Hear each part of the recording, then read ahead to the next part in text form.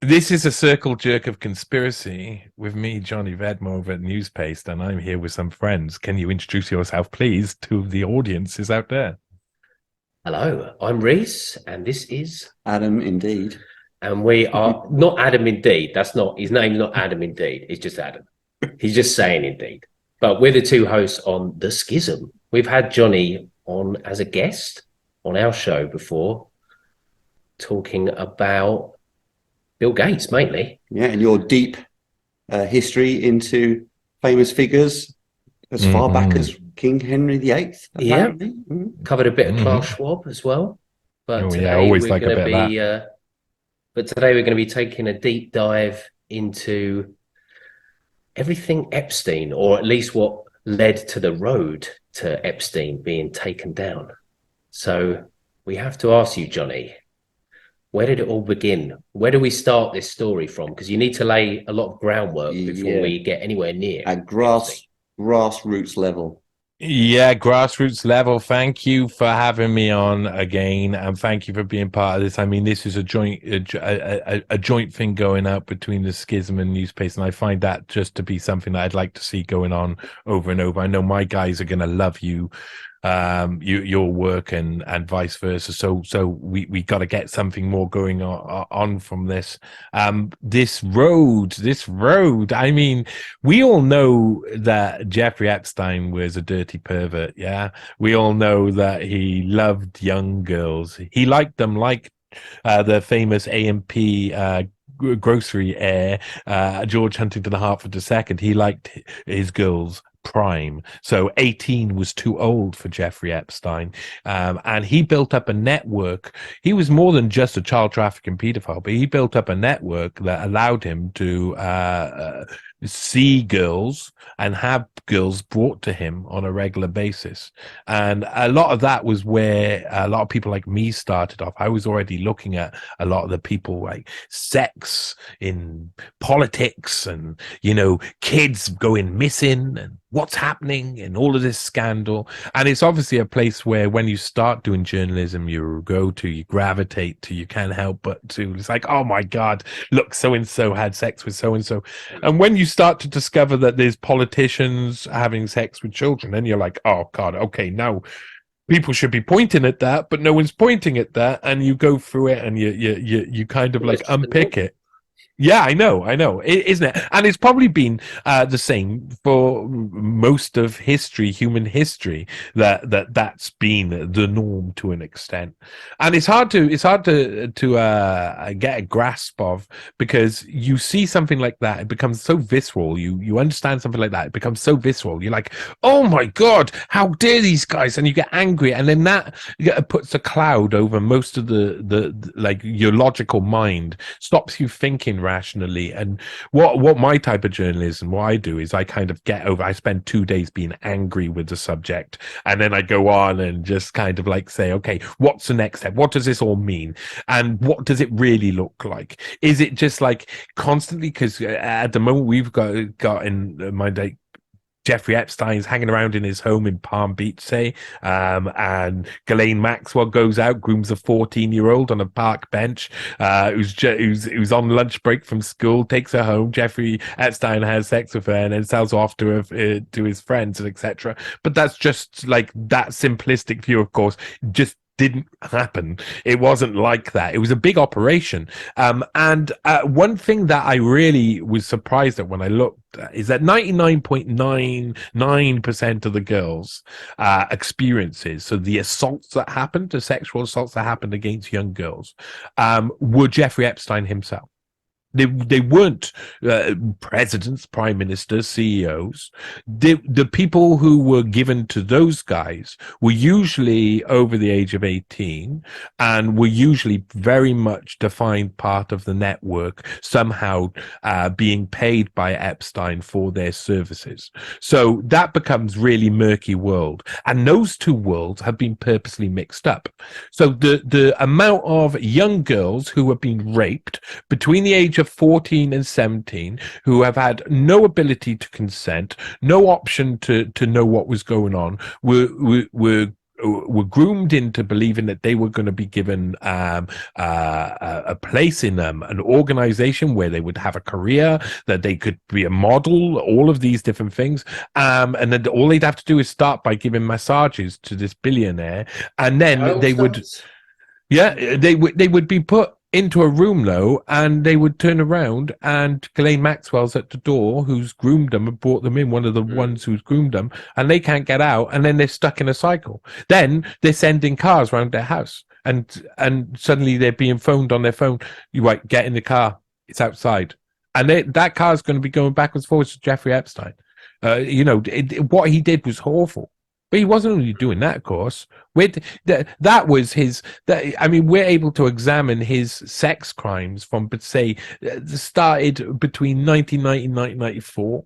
It seems that the organized sex trafficking of young girls, especially through his Palm Beach residency, and a bit is New York, but mainly it seems like Palm Beach seemed to be his main base. That started between 1990 and 1994 properly, and become really so organized and systematic that by 2004, 2005, when Epstein was being rumbled, when the first time the police had to react properly to an accusation against him and an investigation began, Epstein, if you had just looked at the past 10 years from that point and said, from 1994 to 2004, how many crimes did Jeffrey Epstein commit against these girls? Just against these girls, not anything else, not all of his espionage. You're talking. There with Savile. So 2 to 3 times a day for 10 years is it. I think I calculated it being over 8,000. Roughly, like if you calculate 2.5 times that many days, it's roughly 8,000 charges of sexual assault on minors would have been coming if the one of the worst possibilities was coming Jeffrey Epstein's way. Now, what does that mean for anybody who's facing 8,000 plus? Well, firstly, it means that he could brag. You know, when people say, "I've had as many whatever as you have hot meals," he could genuinely brag that. If it was 3 a day. Yeah, because I reckon he probably ate salad as well. Quite a lot. That's 3 hot meals a day. I mean, yeah. But he wasn't a very big guy. He looked like he was prone to the odd salad. He was a skinny little. He was doing more molesting than hot meals. Well, that's why he was so. That's safe to say. Probably why he was so thin. He was wearing all that energy off. I don't think he was that thin. I think he was. No, he's just like slithery. I'm not sure. I think we kind of like have an idea of Jeffrey Epstein all of the time, and it kind of morphs and changes. But he was actually quite a chunky guy at times. When he was young, he was grinning a little bit more. Yeah. Oh well, why would you not be grinning when life is going your way and you are one of the most powerful people in the world? Because I mean, if you get back to where we were, it's like, you've got this point where he's got everything. At 2004, 2005, he's already recently exposed himself by going on a big tour. A big tour of Africa and Asia in 2002 with Bill Clinton, the one where they went with Kevin Spacey and Chris Tucker and the like. That one meant that he had exposed himself to the press, and the press were now asking loads of questions, and that eventually led to speculation in the press, accusations of press cover-up later on, which I'm not sure is completely there are things that will be unraveled within this trilogy that will make more sense of what happened after 2004, 2005, and why it ended in Jeffrey Epstein's death, because Jeffrey Epstein was one of the most connected men in the world. He was a extremely fascinating person to concentrate on and look at. But these articles are not about Jeffrey Epstein himself until we get to the third, a little bit in the second, and definitely in the third part of this series. This is about someone who's supposed to be supposedly opposite Jeffrey Epstein, on the opposite team. The girls who were being abused all needed legal representation. Of course, when the case started to roll, the cases started to roll, and that took a long time. A lot of the named victims didn't come out until much after that time when he first got his first prosecution. And by 2014, they were starting to build up a new case against Jeffrey Epstein. And from that point on, Brad Edwards, who was representing bulk of the Epstein victims, including Virginia Giuffre, Virginia Roberts. He was co-opted and brought into another flock, another fold, a legal fold by two other legal men, lawyers, attorneys. I'm not sure. I'm not sure these guys can be classed as legit by law, because some of their actions are really suspicious and dodgy when you investigate them. But J. Stanley Pottinger and David Bowies are two men who came and basically got Brad Edwards to join with them.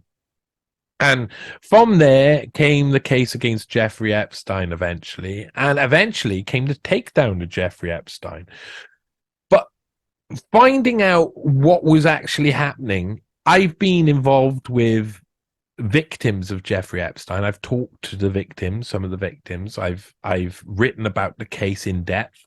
I've worked with other people who people know very well, who are experts on the case, the leading experts on the case, especially on the intelligence front, people like Whitney Webb. So I've got a really good understanding of the case. And there was loads that didn't make sense, and there was certain things that happened in the past year that made me say, I don't understand what's really going on here. When Whitney Webb was researching One Nation Under Blackmail, she asked me to go and research certain parts of Volume 2, and doing that, I was like, well, I know what I'm going to see already. That's how I felt. I feel so naive. I felt, I know what I'm going to see already. I know the Epstein case inside and out. I'm going to research this, and it's going to be this, and this. I know the order of things. I know how it all goes. This will be easy. And it took probably about 5 weeks, 6 weeks extra than I expected it to take, because I just kept finding things that I didn't expect to find. And discovering that when one of my jobs was to analyze all of the witness statements that I could find in the press or actual evidence, and kind of understand the pattern. I already studied FBI profiling for pedophiles. So to understand the pattern of how a pedophile works, you basically pigeonhole pedophiles under certain type of categories. And there's basically two main types of category. There's situational pedophiles, and there's preferential pedophiles.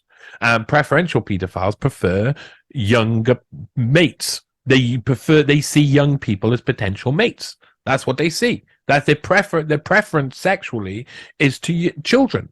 And of course, situational pedophile is different. We'll have adult relationships, will mainly be in relationships with adults, will find adults attractive, but situational pressures will cause them to offend. They will suddenly I need to exert, I don't have power in my life over here, so I need to exert power over someone who doesn't have power in a way that cannot fail.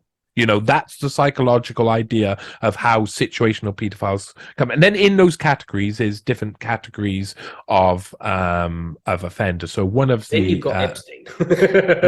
Well, he's... of his own. He is. Him and Savile. Very slim. There's a very slim category. It's only 1% of preferential pedophiles are sadistic preferential pedophiles. You see, most preferential pedophiles actually, and I know this is probably hard to understand, but their mind is obviously busted in some way, and they see themselves as rightly in love with a child. A preferential pedophile, most of them, the 99%, will say, I love this child and she loves me.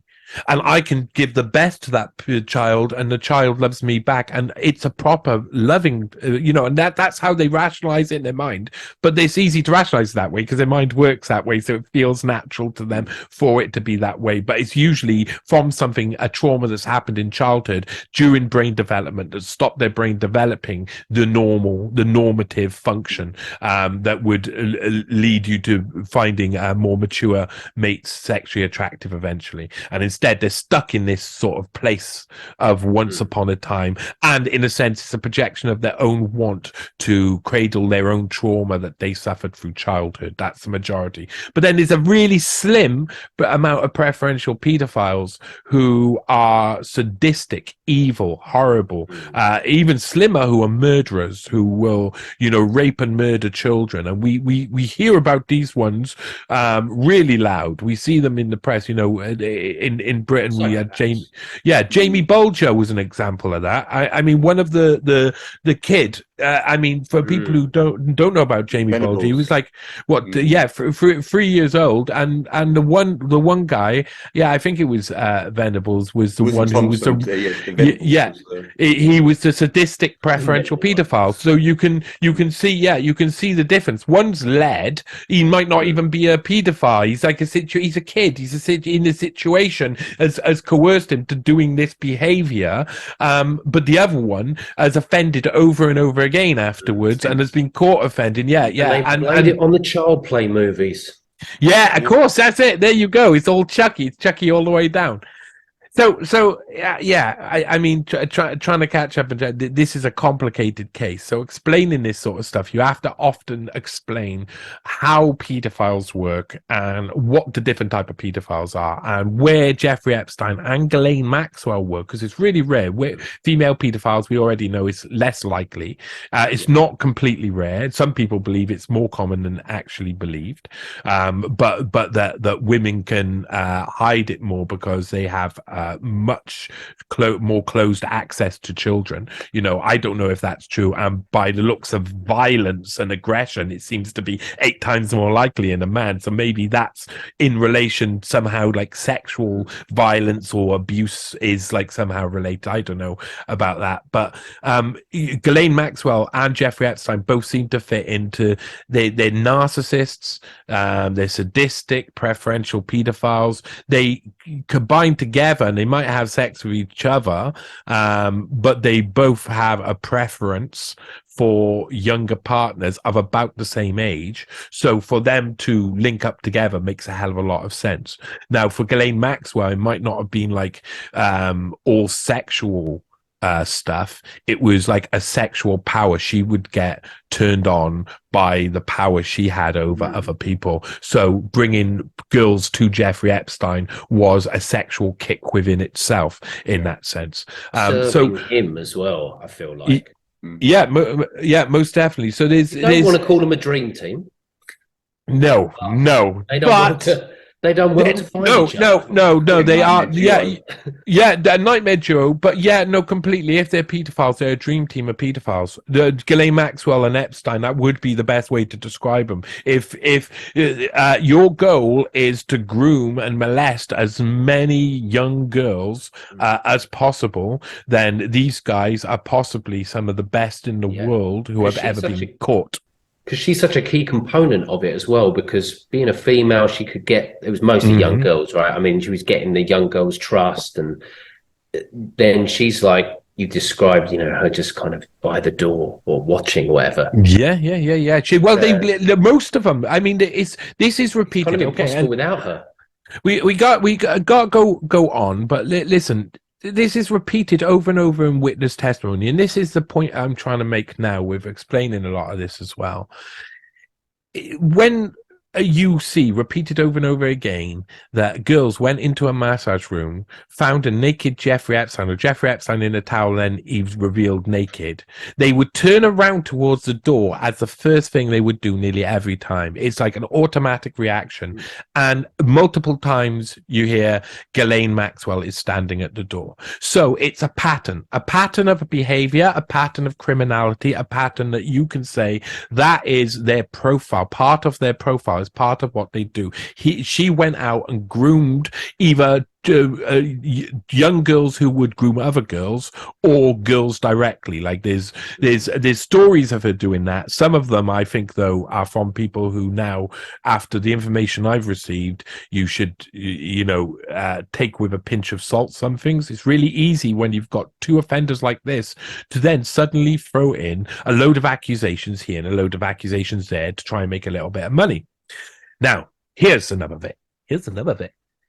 These people, this criminality, this profiling means there's cycles and there's patterns. And then you can see when the patterns don't match. And this is where it started. Some of the behavior of one victim, supposed victim in particular, caused a load of events which led me to say, I've got to look at that anyway, because I've seen that there's not only an extremely repeated pattern behavior within the criminality of Jeffrey Epstein and Ghislaine Maxwell, but there's some things that don't make sense. Some accusations and some statements people have made that are not their criminality, they're not in their profile at all, do not fit them at all, and it doesn't make any sense. And some people have said an array of things that just completely break the profile, and that's so rare within offending. Within offending is offenders offend the same way nearly all the time. Jeffrey Epstein had it done his way so he could have things his way all of the time. It's really hard to hear the same evidence over and over again, then hear something that's completely different and not notice it. And that led me down a road which then made me question something and have to look into something. And that led me to a person who seemed to be central. And this is why it's so important. I mean, I'm so happy to be talking to you. This is the first time that I'm able to, on record, say this out loud. This has been 8 months in the making, but longer than that. I mean, I've been heading towards this for a while, and I think this is potentially my seminal work. I did amazing work on Klaus Schwab and stuff, and people really appreciated it and said, "Oh, that's some of the best work I've ever seen." This stuff is going to go beyond that. This stuff is really about fundamentally exposing massive parts of the Epstein conspiracy that haven't been fully shown to the public, because the public have been given this idea that Jeffrey Epstein was a child trafficking pedophile. Only look at that. That's where Whitney Webb started to break the mold, where she was like, no, look at all of the Epstein espionage, look at all of these intelligence games, the financing, the hedge fund manager, the Ponzi scheme, all of these different things. He's like a man of many faces. He's a realtor. He deals in real estate, does he? He's a technological like evangelist, it seems, getting people to create the technologies that you want to go. He's setting up things that just seem like completely amazing, and he's got his finger in every pie. Politically, he's in every single politician that he wants on the Democratic Party, focused in the Democratic Party on his side. So he's funding like all of the potential presidents and of the future. And by 1994 to 2002, he's funding John Kerry, and only stops funding him 2 years before he's running for president. Before that, he was funding Joe Lieberman and Bill Richardson. Both of those were the most likely candidates to be Al Gore's running mate during the Bush and Gore election, which of course ended up going in Bush's favor. And of course, down with the Clintons completely, all of these guys like revolving in Democratic circles. Also like close with Robert F. Kennedy Jr. Back in the 90s and onwards. I mean, Robert F. Kennedy was still attending Ghislaine Maxwell's parties. I think in one of the recent articles, it was 2004 14 or 16. It's with the I think that was with the one with Neil deGrasse Tyson in as well, over Ghislaine Maxwell's house. So they're still mingling with these people, and that's not saying that Robert F. Kennedy hasn't done good things, but you've got to look at him and say, well, he's still hanging around with pretty bad folk here and there, and he like some of those answers have to be given, and it's pretty clear that not everybody knew what was going on in Epstein's circle. So it's a very complicated state of affairs. But it's pretty clear that Epstein's accusers, victims, the vast majority had one story to tell, and a couple of them had a different story. And that led to me investigating someone in particular, led me to Stanley Pottinger, and led me to something I found in 2017 about Stanley Pottinger. And that's who we're going to discuss today. And for the rest, because the first article in this series is called The Pottinger Identity, and follows Pottinger's early life, says a bit about his father, a bit about his brother David Forbes Pottinger.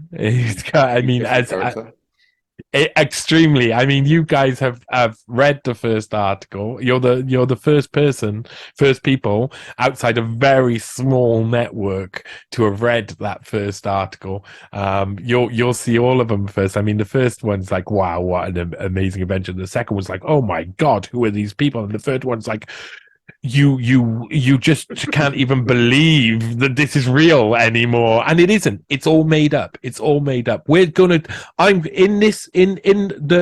be the Pottinger Identity, Pottinger Supremacy, and the Pottinger Ultimatum. We're heading towards the death, the takedown of Jeffrey Epstein, and we're looking at the main man, the central person involved in not only the takedown and eventual, obviously, cover up of Jeffrey Epstein's death while in custody, but this guy signed off Watergate. He signed off the Kent State Massacre. He signed off Martin Luther King's assassination. He signed off where he was involved in allowing like some COINTELPRO sort of deal between George Bush and George Bush's CIA, getting the rights to use domestic surveillance on American citizens after the assassination of Orlando Letelier on Embassy Row in Washington. That was part of the Operation Condor, which was then used as an excuse to surveil domestically. We'll talk about that today as well. And there's a load of other things he did, and we'll talk about those in the future. Loads of other, including the Iran-Contra scandal being central to that, and other things. This man, eventually, he's one of the main representatives for all of the victims of Jeffrey Epstein. And of course, why would the CIA not want their top guy standing above it all and deciding what's happening? Before we go too deep into him, because you mentioned quite a while back when you the lawyer for David Bowie as well. Where did that? No, David Bowie's is one of the lawyers. Yeah, sorry, not David Bowie. Or David Bowie. No. Skated over, and I was like, David Bowie's, spelled Boies, is one of the main lawyers. Question: if I thought he said David Bowie's lawyer, it's like, how's Bowie fucking? He's just a star man representing Jeffrey Epstein. Everyone. Yeah. No, that one. Yeah. No, the victims of Jeffrey Epstein were represented by David Bowie, Freddie Mercury, and Frank Zappa, the ghost of Frank Zappa, who was very inappropriate throughout the trials, especially considering the subject. I'm glad I brought that up, and I'll tell you why. It sounds like a stupid question, but how many people listening heard David Bowie and thought, whoa, holy hell. That's what I thought when I first heard David Bowie as well. It's unusual, right? Yeah, David, but his name's Bowie's. Bowies, yeah. Bowies, And he's an extremely interesting character. We'll get more onto got a big Bowies. thunderbolt down his plane. Yeah. He's certainly closer to Ziggy Stardust than he is a human. That's for sure. I'll say that. Let's get into this.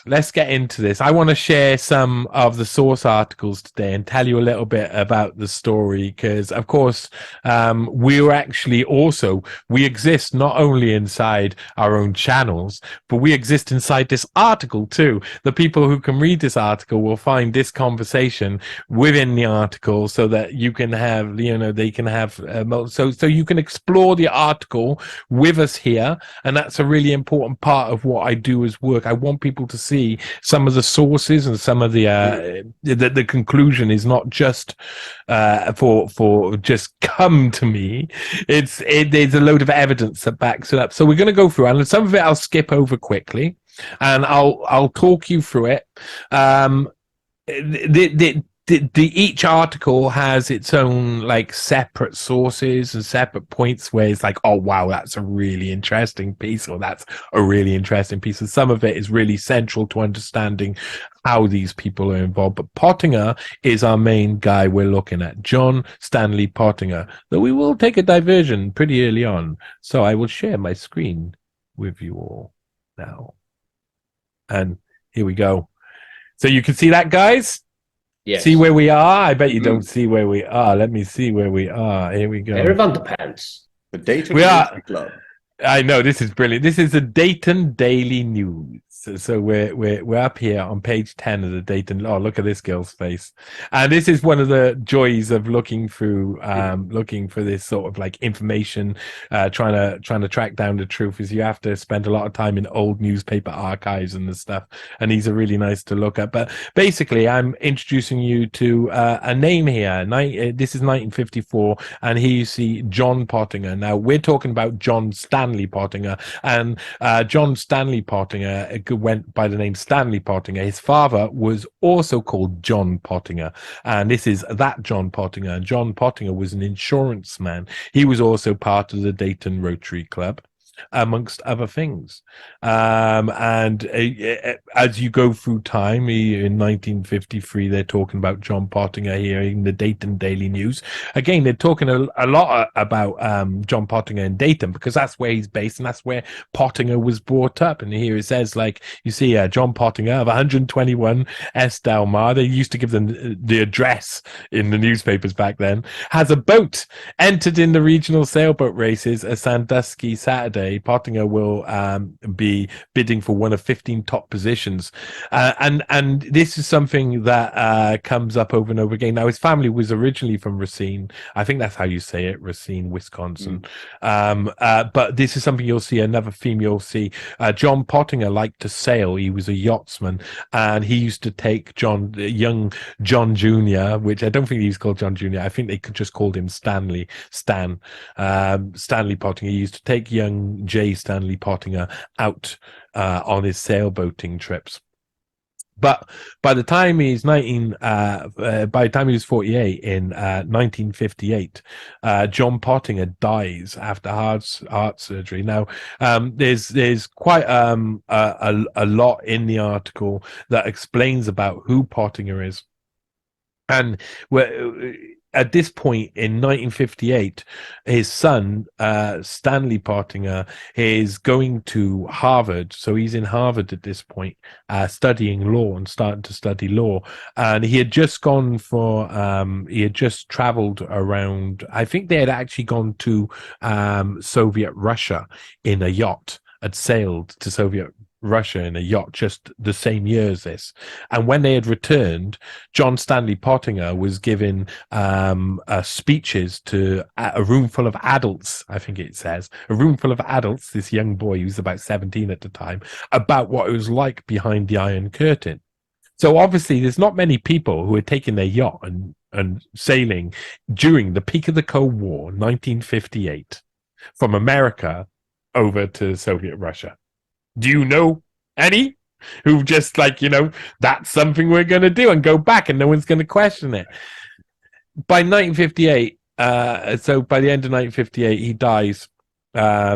He was actually, look at this, Pottinger was the 4th city commissioner of Dayton to die in office, Yeah, which is a really... I saw this in your article, Johnny. I thought this was incredible. I was like, the 4th one. Yeah, I know. Yeah, what's going on in that job? Well, his son eventually breaks this by being the 5th person to pretend to have died in office, in a sense. So we'll get to that eventually. Yeah, isn't it interesting? But this is a very interesting. I mean, he's a very interesting person. And now, if we go down to the bottom here in this article that announces his death. Yeah, and try not to look at the grimacing child over there with the black eye. He looks like he's been in trouble. It says here. This is talking about John Pottinger. Like he's been to Epstein's Island. Yeah. Okay, let's pull him out there. Let's get him out there. You did. Now he's back at Epstein's Island. Okay. The irony is his name was LaFresh, but he didn't look that fresh. No. Yeah. Oh, Muck LaFresh. What a name, Jim Muck LaFresh. Okay. Anyway, let's not look at Muck LaFresh. We got lots to go through. He's just a distraction. He's probably dead by now. Anyway, I know, but he's 1958. He must be about 6. I can't even imagine. No, he's about 70. Great name. Yeah, I know. I might contact him after this and say, "Hey, you were in our thing." So this saying John Pottinger was active in the Rotary Club, Dayton City Club, Chamber of Commerce, Dayton Better Business Bureau, Shrine Club. He was a member of the F&AM, John Durst, they spell it wrong, John Durst Lodge, Scottish Rites, and had been a past president of this and that. Do you understand what any of that means there? Because F&M means he's a Freemason. The John Durst Lodge is his lodge that he belongs to, and Scottish Rite means he's a 32nd degree or above Freemason who he was also Bohemian Grove. So Stanley Pottinger's father was a very connected man. There he is, and there's he kind of looks like McFresh, does Bob Manick. Anyway, this is Stanley Pottinger's father. A very serious guy,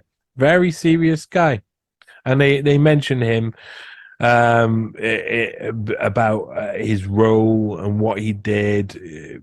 Characteristically, Mr. Pottinger undertook the surgery that was to prove fatal on the gambler's chance. So obviously he was a bit of a, he was known to be a bit of a guy who would test out his luck, and eventually he died. And this is the first picture of John Stanley Pottinger, his son. This is 6 years before. Not so I flattering of angles. I know, and isn't it amazing that he's black? No, sorry. Yes. He is not the most flattering of angles, but I don't think you got the choice back then.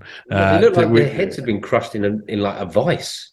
Yeah, indeed. Slightly. Well, it's probably the vice that they make the printing press. Is that kind of vice? So this is Dayton Daily News, and I've explained a little bit about who John Pottinger was. John Pottinger Sr. dies in 1958, just as young Stanley's going to university, and he was an insurance man, owned his own insurance company, actually, John Pottinger Insurance, and so obviously the boys were well off. But his sons, John Stanley Pottinger and David Forbes Pottinger, were well off. But John Stanley Pottinger is, you don't know what to name him. Later on, he's just known as Stan. Stan the Man. Yeah, he's one of those.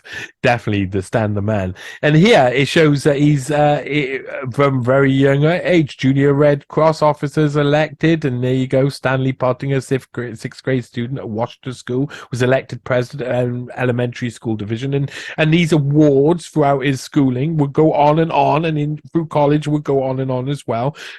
Things like Junior Red Cross is interesting because, of course, Red Cross has some sort of like minor intelligence links in the past and major intelligence links during wars. And again, there you go.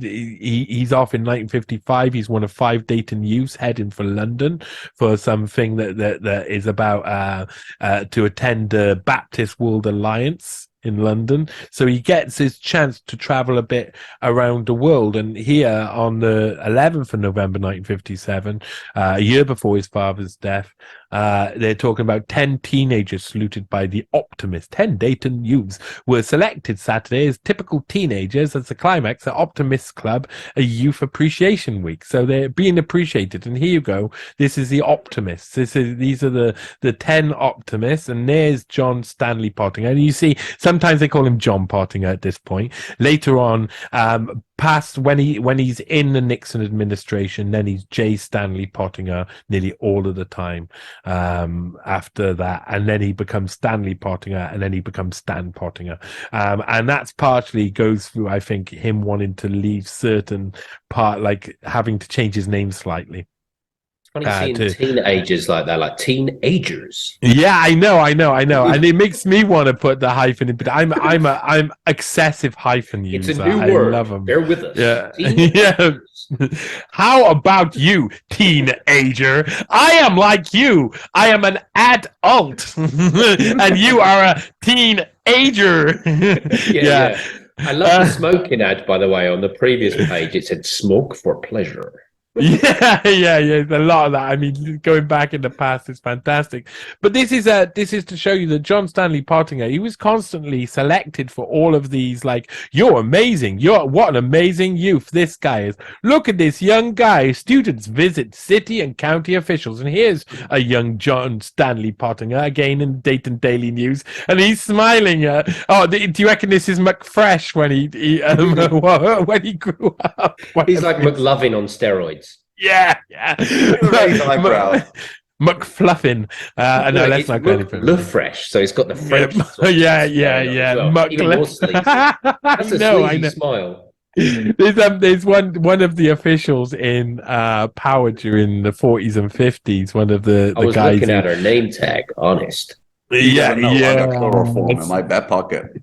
Hey, that guy is a bad boy. This guy here, he's a bad boy, especially with the ladies. He knows exactly what he's doing. He's a clever little lad, and there he's a clever little lad himself. And this shows, there he is, Stanley Pottinger seated, sponsored by the Junior Chamber of Commerce. No, this was Student Government Day. So instantly he's like looking at like, oh, look, I could be in government. Oh, these are one of the spanking, extraordinary kids who looks at children's boobs. And that's exactly what people in government do. So maybe he should be in government too.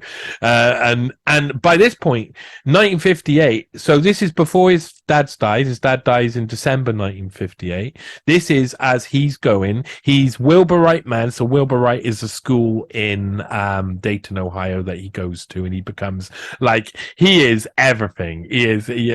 Look at this. Look at it. Here are some of Stan's activities.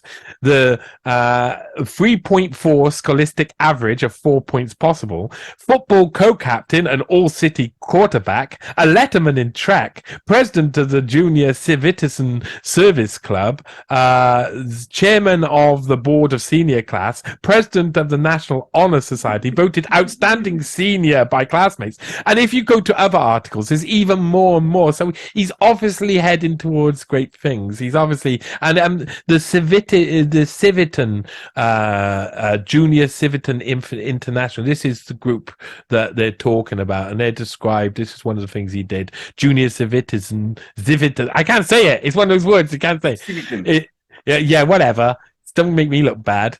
Is a service program for youth tailored specifically for training young people to become builders of good citizenship in the home, school, and nation. Its purpose is to develop initiatives and leadership in order to encourage youth to live fuller and rich. Basically, it's another one of these federal youth programs targeting youth after World War II, which of course we're pretty important. So here you go. Again, according to John Stanley Pottinger, freshman at Harvard. So Stanley Pottinger at this point is being mentioned as a freshman in Harvard, and this is just before the ailing Pottinger is about to go in to have Pottinger Senior is about to go in and have his heart surgery and die. So this is the mention that John Stanley Pottinger is a freshman at Harvard by this point, and this is a really important point in Harvard history. This is a point where multiple members. It's a muckler fresh moment. I understand from your article that he didn't intend to go to Harvard, Johnny? No, you meant to. I can't remember what it is. It the Burrs or somewhere like that. I can't remember what. Yeah, I can't remember. But yeah, he's meant to go somewhere else. Now, this is another event, and I don't like to give this away too much. But this is something where there is an investigation to be had here because I know other information. And in the second article, you'll understand other things that are going on at the same time in Harvard. At this specific time, John Stanley Pottinger's future long-term CIA girlfriend is based in Harvard and is just being funded by her first CIA project. So that's happening as John Stanley Pottinger is going into Harvard, and Harvard is just rife at this point with CFR, CIA aligned programs that are targeting the young. So he's already at the center of power. This is where Kissinger's running his international seminar where people like Klaus Schwab and others are being recruited as well. So this is a center of power.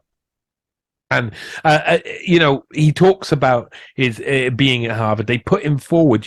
If Harvard's going to put forward a young guy to speak in a newspaper, then they put forward someone like John Stanley Pottinger. And Dayton Daily News were really proud of him. This is when Dayton's sons, and this is after his father's death.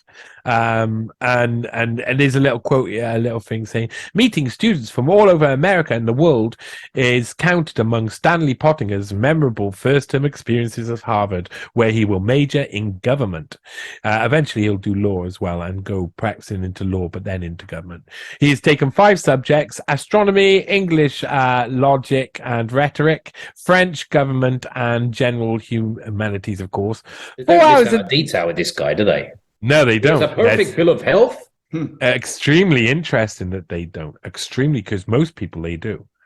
4 hours a day is suggested as a reasonable study time, but I haven't hit the stride as yet. When I have a paper due, I'm often up until 3 a.m., Pottinger said. It was an impressive experience to attend lectures by the same professors who had written his textbooks. My government lecturer drafted the Weimar Republic's constitution, and another is a government budget advisor. This is really important. Harvard is just like the center of power. It really is. Harvard, Yale, Stanford, they all have these different, different things that they do that help create the power. But Harvard has a very special place in the center of that as being the face of future government, really.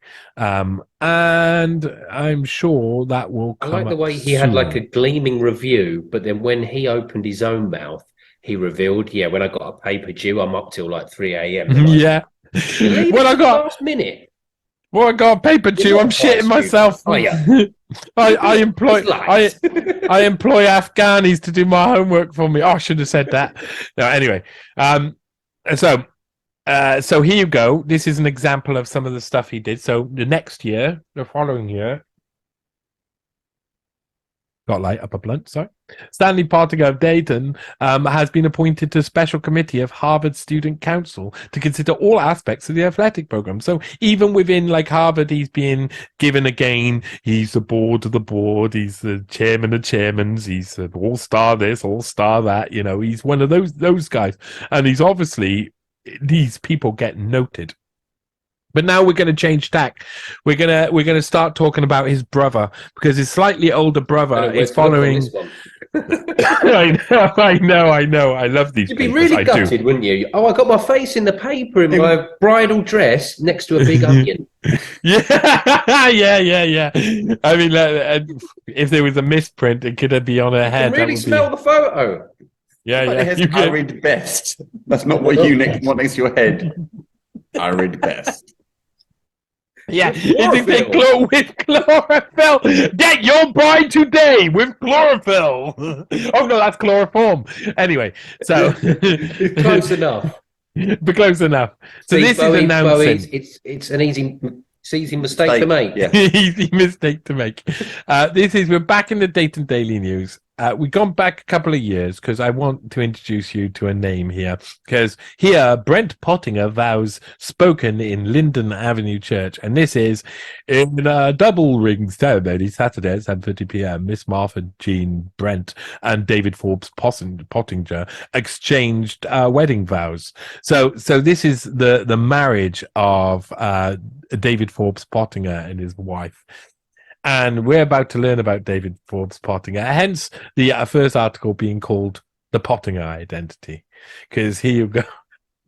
This is beautiful. I mean, these covers are fantastic. This is, again, look, I love going around in newspapers. This is Dayton Daily News, August the 2nd, 1962. Front page news in Dayton. Police launch all-out search for City Commissioner Pottinger. So he's followed in the footsteps of his father. Foul play beard. Car, one shoe found. So they find his shoe, a bloody shirt, a couple of beer cans from the beer that he bought in the garage nearby. It's really interesting, actually. He goes into this garage. He goes, so David Forbes Pottinger, he goes to a city commissioner's meeting, this guy. And he sits in on this meeting. Then after the meeting, it finishes about 10:30. At 11 o'clock, he drives to a store, buys 4 beers. I think it's a pack of 4. Goes outside, and he has a couple of beers. Now, the evidence given is that he goes in to buy beer at 11 p.m. and he leaves the shop about midnight. So obviously, you're saying, where was he shopping for an hour? Like, obviously things don't add up straight away. Yeah, a large. It was so many beers. They had to choose one from each of the 4 celebs that were on offer, and I just didn't know which one to choose. See, because anyway, all craft. All craft. They don't have craft back then. No, it's all craft back then. Maybe, I don't know. But anyway, so he just had like one beer. They find his bloody shirt and his shoe and his car abandoned in the nighttime. By the nighttime here. Look at his poor wife. There she is. We saw her in a bride. Mrs. Martha Pottinger waits for news. She kept calm through the night. Yeah, now she's slicing onions and chloroforming boys. I mean chlorophyll. What? Anyway, so we're working on the assumption violence was committed, said Detective Sergeant James H. Pickard. So obviously they've got Jean-Luc Picard on the case already. Now they got these guys who are expecting that there's been some form of violence, and here's John Stanley Pottinger. Look, they're looking. He's putting his fingerprints on his brother's white T-shirt that's going to be sniffed by a pack of hounds, and they're going to go on a hunt for his dead body. Investigators turned up a white T-shirt lying on the street near where Pottinger's car was found. Sergeant Picard said the shirt was the same size and brand as Pottinger wore. Pottinger's brother, however, said he did not believe the shirt belonged to Pottinger. He's got a smile on his face, the guy, as well. He's like, as if he's saying to him, feel that fabric, feel the quality of that. Yeah, I mean, it's proper cotton. proper cotton. And there'll be proper cotton jokes to be made when I tell you who he ran off with. Anyway, Pottinger's brother, Stanley, said the young commissioner may have been carrying $2,100 to close a deal on a house, yeah? So this is money to close a deal on a house. That changes later. A lot of this story changes later. And it's very interesting, isn't it? He goes missing and everybody's excited. It makes all of the papers, every paper has it. Dayton man going missing, and it mentions Stanley Pottinger. Stanley Pottinger, a brother, missing commissioner, says it's 2,300 here rather than 2,100. Pottinger, who was elected city commissioner last November, left the commission meeting at 11 p.m. Wednesday. Left it, went across, got beer, left the place at 12 and disappeared. And it is more commissioner's wife waiting. Yeah, there you go. That's Khrushchev there, and someone who looks like Khrushchev, I think. I was about to say, I mean, spot the difference there. In fact, they printed it twice. Waiting. Why is she waiting? Oh no, the same one. They're the same. Yeah, that is Nikita. I was like, no, that can't be 2 different people. No, it's Nikita Khrushchev, isn't it? It's kind of weird because it's just like one's a bit more of a close up. And he's Yeah. So that's kind of weirding me out. So it says his wife talks about, so David Pottinger's wife says, I can't think of a time where Dave didn't come home straight from the commission meeting, she told reporters. And this is Eleanor Chittenden is his mother, who waited. She waited until 3 a.m., she said, before calling Pottinger's mother. That's what the girlfriend did. Mrs. Eleanor, the wife, Mrs. Eleanor Chittenden. Chittenden and Stanley Pottinger, 22, brother of the commissioner, came immediately to David Pottinger's home. At 5 a.m., Stanley called the police. So they instantly call the police, and there's a hunt out for Pottinger. It makes all of the local newspapers. And then guess what happens? Couple of days later, we're in the Journal Herald of Dayton, Ohio, a couple of days later, and Pottinger babysitter missing since yesterday, leaves note.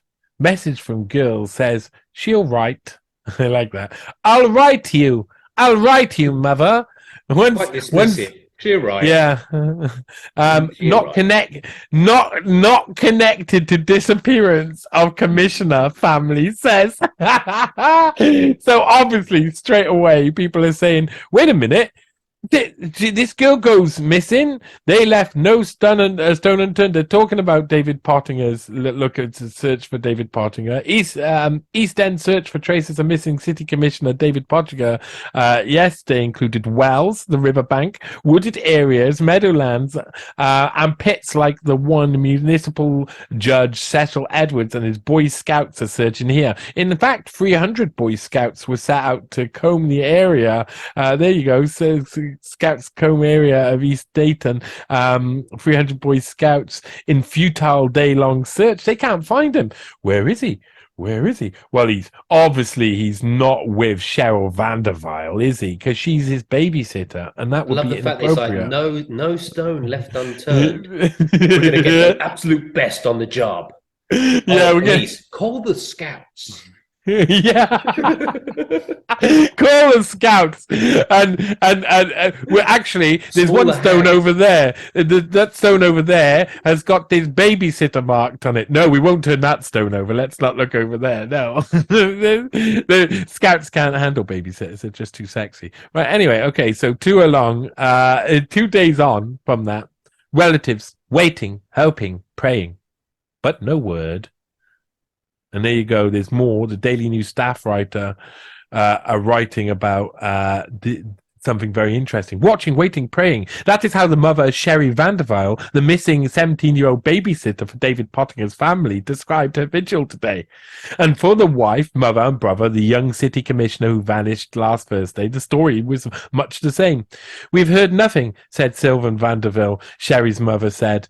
It's just a vigil. We're waiting, that's all. Stanley Pottinger, the commissioner's brother, scotched rumours that the family had heard from Dave.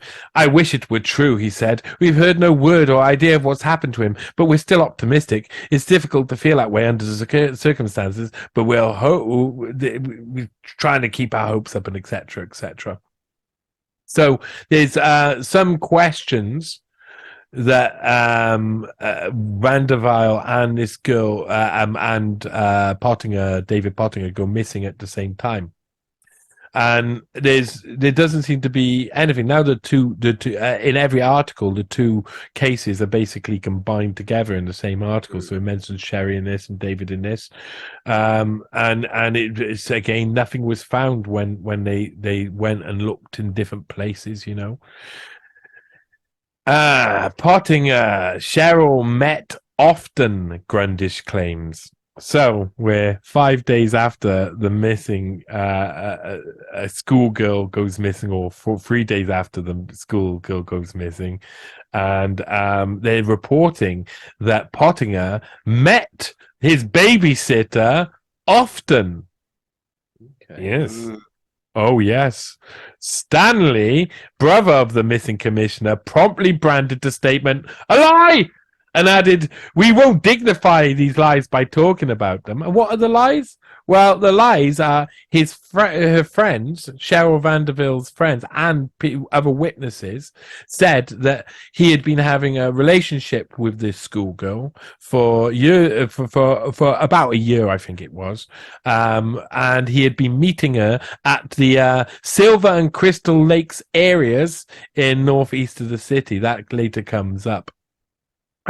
But Stanley Pottinger, when these girls say, yeah, she was meeting, she had been meeting him for ages and stuff, calls all of the people saying that she's run off with his brother. He calls them all liars, which is, of course, ironic, seeing as eventually that's kind of like he'd be on the side of the victims in a very similar case. Because here, David Forbes Pottinger has actually done something very naughty, you know.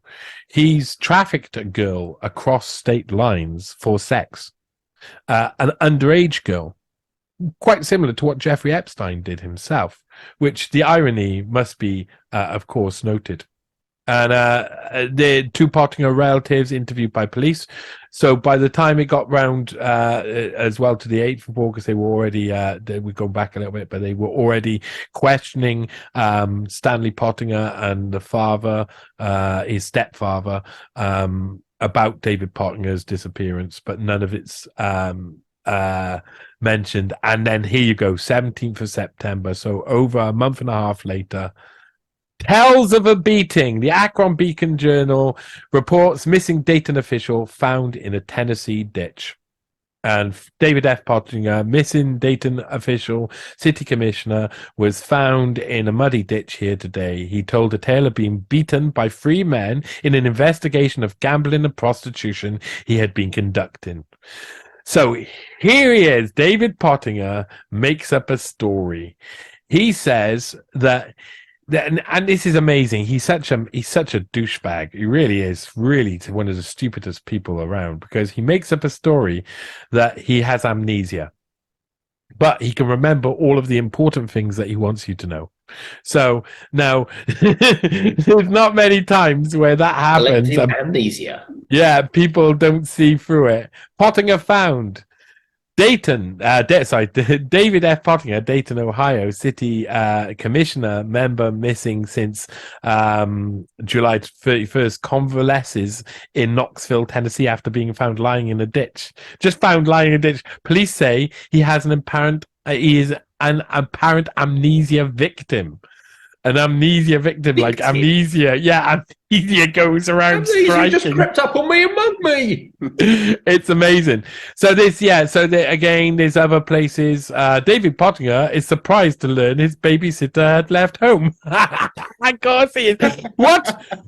They're bringing him out of the ditch, and they're like, "You heard about Sherry Vanderville?" And he's like, "Oh, what? What's happened to her? Help me up further. I've got a bump on my head." They find him with a bump on his head, and he claims he had been dragged from his car. He's saying Pottinger said that the last thing he remembers was being beaten by 3 men who, he said, dragged him from his car in a warehouse district near his home in Dayton. And then he wakes up in a ditch in Tennessee a month and a half later. I mean, it's insane to like put that forward. Concussion. Yeah. And teleportation. Amazing. Pottinger said a gambling scandal in Dayton prompted him to begin the private official investigation into alleged rackets, just like he's suddenly a policeman now. "I'm a city commissioner. I took it upon myself to unveil." He went to the FBI and was told he needed evidence.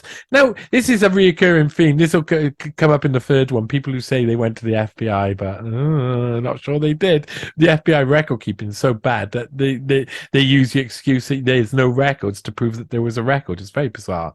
And so, again, this is a story that's going around all over the place. I won't read through it, but there you go. There's his wife. And there's a babysitter. It leaves you breathless. Yeah,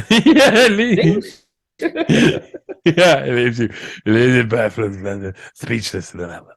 Anyway, Pottinger returns to Dayton. So he's then picked up in a hired van by the family. Now, I'm going to really skip through this. Pottinger missing, police to question Dayton commissioner soon. So he'd been missing for 45 days, found in a ditch, of course, and people asking loads of questions. And he takes some neurological tests as well. Doctors check for nervous disorder. A lot of the doctors say there's little objective evidence, the doctor continued, that he has had amnesia. But this would be true in many such cases. That amnesia. Yeah, well, that amnesia makes victims of us all. It's not kidnapping. You don't remember it. Yeah. That is something I'm going to use as a chat apply. Anyway, okay. The Daily Advocate says former Dayton official undergoes exams. Again, they're examining him. So this is all evidence just to show that the press are reporting this at the time. And police get approval to talk to Pottinger in hospital. So obviously they're like very interested in speaking with the guy. Hang on a second. Go up. The one next to it. What a headline. Ice cream melts, so he speeds. That one. Ice cream melts, so he speeds. I know. Oh man, this is why I mean, newspaper. Diving through newspaper archives is a wonderful thing. It's a recipe for disaster. Yeah. It's a resin. You drive. The faster you drive, the quicker it melts. What are you meant to do? You drive slowly, it melts faster too. Anyway, Cheryl admits staying with official. Like the movie Speed, but with ice cream. I like it, except Keanu Reeves is covered in ice cream and has a bomb up his butt. So I'm not sure about that. Here we are in the Kansas City Star. And it's the 1st of October, 1962. And we're nearly at the end of David Pottinger's story and about to get back to Stanley Pottinger. And here we go. It is unveiled over the next few days from the 1st of October. Cheryl gets home. Cheryl Vanderbilt. They try and track her down. She turns out to be in New York. They send her to go stay with some family in Washington for a bit. Then she comes back to Dayton, and then she gets put into hiding for a little bit because she's a bit scared because, of course, she's about to tell the truth and she's about to admit that she went off with David F. Pottinger, that he faked his own disappearance, and they went sailing around the place in a boat that he bought with the money. He had loaned some extra money on top of the money that he had taken, the $2,100 or $300 he had taken. He'd also loaned $3,500 beforehand, bought a boat and sailed around the place and sold the boat afterwards. So that's what they had been doing. He had been basically trafficking her across multiple state lines for sex. And so he's arrested. And this is the Akron Beacon Journal stating that Pottinger will escape the Mann Act, which is a white slavery act, so trafficking act, that was used back then to prosecute people for trafficking girls for sex across state lines. But straight away, as soon as they start investigating, they're like, oh no, we won't charge him. Like they say, look up here, there is of course a technical violation of the Mann Act if the girl's statement is true, that she was with Pottinger for 40-some days in his absence, and if that were together and they were together in various states at various times. There's a technical violation. What, you mean he broke the law? Yeah, it's a technical violation, though, isn't it? Every breaking of every law is a technical violation. That is what breaking the law is. Yeah. So they're obviously already like, oh, we don't want him to spend a year inside, and this looks bad. So future looks bleak for ex-Dayton aide is the next one 3 days later, where Pottinger admits attack, amnesia, stories are false, and he does it. He admits it out loud. He has to by this point. Wow. That's not him next to it, but I wouldn't be surprised. You could just say, I don't remember this. What was I doing here? I do not know. Who am I? I don't know. Oh, yes, I do. I knew all along. What am I saying? His career is being reported as over, and it is true. It is over.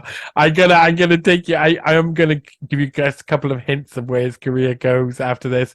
He gets charged. He gets like a slap on the wrist. Plea entered for Pottinger. So pleaded innocent to a 3-count charge of acting in a manner tending to cause a delinquency involving the Pottinger babysitter who disappeared with him. Eventually, plea entered for he claims innocent, and then eventually he says he's guilty as well. They say he's okay for trial. Pottinger goes to 6 weeks in court, and then he enters no contest to the plea. So he reverses his plea and says no. And they've obviously worked out something. So I think his brother would have been in the background here as well, because even though he's just he's by this point he's first year law, so he's been at Harvard for 4 years. I'm pretty positive that Stanley Pottinger would be involved in this part. But that's basically coming to the end there of the Pottinger. So they failed to indict him, return any indictment against the Data and Exit Permission on charges that he used a false name to obtain an automobile title. So there's little tiny other technical violations they were trying to. And then David Pottinger and family moved to Florida. So then he moved to Florida, and he starts. Then he grew hair. No, I wish he probably did actually. He probably had nice long hair by this point, but I wish he had not become a sailing instructor. I wish he hadn't, because by 1963, he's only just left. His family's only just left. Dayton Daily News are reporting that Pottinger skippered Meyer schooner because he's taking some people around in their yacht, and he ends up the boat owners, Mr. and Mrs. Russell Boaz, blamed the incident on misplaced buoys. But I bet you that's what it's a misplaced buoy. Yeah. Yeah, sorry. Anyway, so and that's the end of David Pottinger. This is John. We're now going to John Stanley Pottinger, J. Stanley Pottinger, and this is Harvard in 1962. So this is him getting his first degree and then going on to study law. So nothing happened to him, even though he said, "I had amnesia," but then down the line he was like, "Oh, I actually didn't. I made that up." He still got away with it. Yeah, he got away with nearly every. I think he got a slap on the wrist and a fine. Basically, his father was part of Masonic Lodge, so yeah, I know, and he was probably did he? He played it terribly, like the worst he could. Yeah. He still just got let off. Yeah, completely amazing that these people exist, and we're going to skip through a bit of this to get to the next part, because this is going to be interesting. But a lot of these details can also be found. And John Stanley Pottinger's papers, like not all of these details I just talked about his brother, but the details I'll talk about, some of the base details, not the actual real specifics that show what they've been up to. A lot of what he was doing can be seen from this, which is this is a Gerald Ford Presidential Library Museum, which shows the J. Stanley Pottinger papers that are available from when he was in office. So he graduates, like I say, in 1962 in Harvard University, graduates Harvard Law in 1965, and then he works for general counsel of Broad, Curry, and Schultz in San Francisco, California. Now, officially, apparently, only tries one case in a whole time. It's very suspicious. You'd spend 4 years somewhere and only try one case. But that was something that you see a lot from people who went into Nixon and other administrations afterwards that were legal. They were usually out of college, tried one case, and then brought straight into government. So my thought is that they're probably trained through university by someone like the CIA, an entity like the CIA, and then it just gives them a little bit of credibility that they're put up in front as like one case and then moved on. And this is something that comes up in the next article will be the different people who were involved in another one of his legal practices later on, legal firms later on, and how many of those people had only actually just ever tried one case before they entered into government, where some of them had been. And you could see his career here is interesting. You know, it's 1969, 1970, he's entering into government. This is Nixon administration. By 1969, 1970, 1973, he's in the Nixon administration. By 1973, 1977, he's in the Gerald Ford administration. 1977, he's classed as a special assistant to the Attorney General because he hasn't finished covering up Watergate. And he needs to finish covering up Watergate. So he asked for special permission to be allowed on to stay on under Jimmy Carter's administration so he could continue covering up Watergate. Then we'll get onto that probably in the second one, I think that is. And of course, then you see, and I should show you a quick idea of what his whole career looked like. Supposedly 1977, after he's a special attorney, he goes to work as an attorney in Washington DC, and amazing cases, really interesting cases. Represents Meade against Occidental Petroleum. Occidental Petroleum's head was Armand Hammer, who's an extremely interesting. Around this time, Pottinger tells of a story where Armand Hammer's in a Russian hotel room in his underwear, being held by members of the KGB and stuff, and there's all sorts of interesting collusion and stuff. But he claims he was an attorney until 1981, and then he's an investment banker in New York City. Now, investment banker, my asshole. I can show you what he is, but that'll be for the next one. And the third one, investment. Yeah. Oh yes, he did. I did one of everything. He did. Yeah, he did. One case, one investment. Then, like, you can just call yourself that thing. Yeah, and I was a plumber. I fixed one pipe. Mm-hmm. But I feel kind of like that sometimes. Like I worked in here or there. I do feel a little bit like that, but it does make you an expert, and he does claim to be an expert in most things. So investment bank until 87, trustee of Lawyers Committee on Rights in 87, 87 United Nations Association advisor. This I've never found any information about. I can't find any information about this project. So this is a project that seems very secretive. And at the same year, he's also a consultant for the Rockefeller Foundation. So obviously a nice guy. Director, National Alliance for Breast Cancer Organizations. And president of Barnstorm Books as he becomes an author of several works of best-selling fiction. I added to best-selling, but it's true. It gives you a little rundown in these presidential libraries, but of course it doesn't tell you the truth about who he was. And the truth about who he was is hard to understand.